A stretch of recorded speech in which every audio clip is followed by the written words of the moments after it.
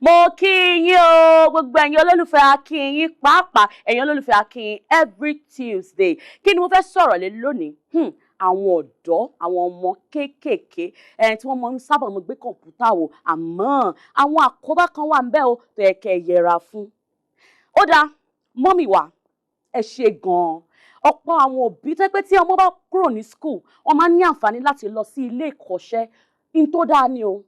Ó dáa gan-an ni nítorí pé kí ni tí ọmọ bá ń kọ̀wé tó ń kẹ́kọ̀ọ́ ní school grammar tó tún wá délé tán tó tún mú iṣẹ́ ọwọ́ tó tún fi kún tí ọmọ yìí bá yàtàrà tó bá wọ yunifásitì kan yóò ní nǹkan tí ó mọ fi pa owó láì ṣe làálàá láì ṣe kòókò. Ẹlòmíì máa ní ọmọ mi wà ní school ó kàn náwó ní yàfùnyàfùn àmọ́ bí tó ti ń rówó kíni ọmọ yẹn ti kọ́ṣẹ́ ọwọ́ àfi tó bá tún ṣe nǹkan míì o àmọ́ tí yẹn bá ní iṣẹ́ ọwọ́ gan tó bá dé ayé àmọye ọ̀rẹ́ wa ní school tó jẹ́ pé àwọn náà máa ń ṣerun fún wa ní class wọ́n máa ṣerun fún wa wọ́n máa ṣe wá lóge ẹlòmíì ó ṣe make up ó ṣe oríṣiríṣi mo ní ọ̀rẹ́ kan Bímpé lórúkọ ẹ mọ̀ nǹkan tá a wà ní school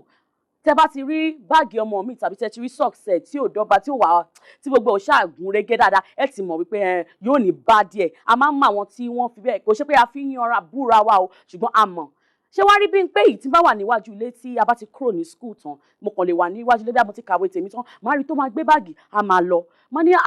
torí mo kì í fi bẹ́ẹ̀ bá sọ̀rọ̀ ó wá dijọ́ kan wọ́n ní Bímpé come níbo ló máa ń lọ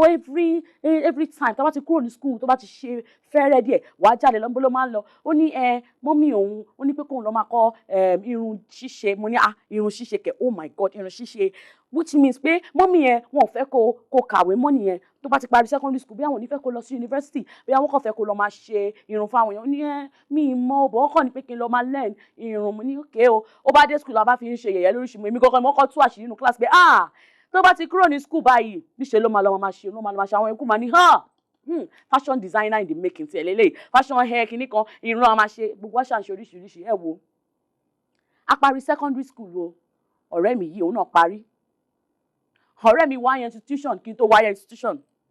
bó ṣe ń wọlé èmi wà nílé tí mo rí take jamb lọ́wọ́ ó wọlé tán ó ṣe tán nígbà tó ṣe tán ẹ wo ọ̀rẹ́ mi nísìn ó ní PhD ẹ̀ lọ́wọ́ ó ní masters ẹ̀ lọ́wọ́ àmọ́ ká ṣerun fún àwọn gbajúgbajà eléré ìtàgé gbáǹkọ́gbì tí wọ́n ṣe fọwọ́ rọ́ sẹ́yìn nínú industry tí a wà yìí ọ̀rẹ́ mi ṣerun fún wọn Bímpé ń ṣe irun ó dẹ̀ ní owó ní ọwọ́ ó wá díjọ́ kan wọ́n á pè pé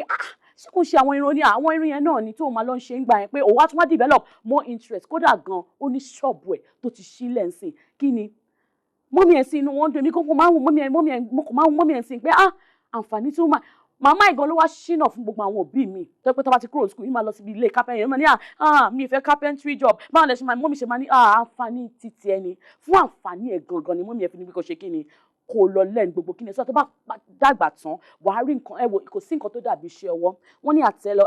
ọwọ́ wa báyìí kò ń tan ní jẹ ohun tá a bá fi ọwọ́ gbé ṣe lọ́wọ́ ò fi san fún wa o lọ́wọ́ ò fi san fún wa bó ṣe rí nìyẹn ìyẹn gan kọ́ ni mo fẹ́ mú lẹ́nìí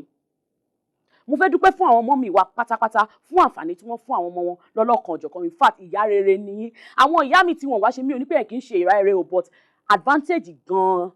ni fún ọmọ láti ṣe kí ni kó kọ́ iṣẹ́ ọwọ́ níbo wá ni mo wá fẹ́ yàbàrà sí lónìí àwọn ọmọ mi wà nínú ilé tí wọn kì í jẹ́ kán jáde rárá àmọ́ gbogbo ohun tí wọ́n fi lè bá ní dọ́rẹ̀ẹ́ pátápátá porogodo gbogbo ẹ̀ ni wọ́n ní nínú ilé wọn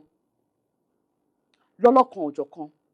wọ́n ní nílé wọ́n ní kọ̀ǹpútà kódà gan òbí mi kò ráyè rárá ẹ wò ó gbogbo megabyte táwọn ti ń pe boyfriend fún yìí àwọn ọmọ yìí màmá wọn máa ń supply wọn ní lọ́lọ́kan ọ̀jọ̀kan wọ́n máa ń supply wọn ní meg ni wọ́n máa ń supply wọn ní meg lórí kọ̀ǹpútà wọn kọ̀ǹpútà owó iyebíye torí pé kí ni wọ́n fẹ́ kán jáde wọ́n fẹ́ kán mingle mọ́mì dádì ẹ fẹ́ káwọn ọmọ yín mingle tán mingle lórí social media ṣẹ́yìn mọ̀ nípa ẹ̀ àwọn ọ̀rẹ́ tí wọ́n kó lórí social media ṣẹ́yìn mọ̀ nípa ẹ̀ ọmọ mi tó bá bẹ̀rẹ̀ ọ̀rọ̀ tí àgbàlagbà gan ò tí ì lè sọ ohun tí àgbàlagbà ò tí ì lè ṣe tí àwọn ọmọ ọ̀dọ́ kéékèèké tẹ́ rí wọ̀n gbogbo yìí tí wọ́n bá bẹ̀rẹ̀ ẹ̀gan máa ní kí ló dé gbogbo ohun tí wọ́n kọ́ yìí lórí kọ̀ǹpútà ni torí wọn kì í jẹ́ kí wọ́n jáde àwọn ìmọ̀ wa ní báwí o àwọn ìmọ̀ wa ní báwí kí n tó bá yín wí ẹ̀yin ọmọ mo tún fẹ́ yàbàrà mo fẹ́ sọ ìtàn kan fún yín àwọn tí mò ń sọ yìí o wọ́n súnmọ́ ọ̀rẹ́ mi kan pẹ́kípẹ́kí ni àwọn ìbejì ni wọ́n ọkùnrin méjì màmá wọn káràkátà kò jẹ́ kán ráyè àwọn ọmọ yìí rárá àmọ́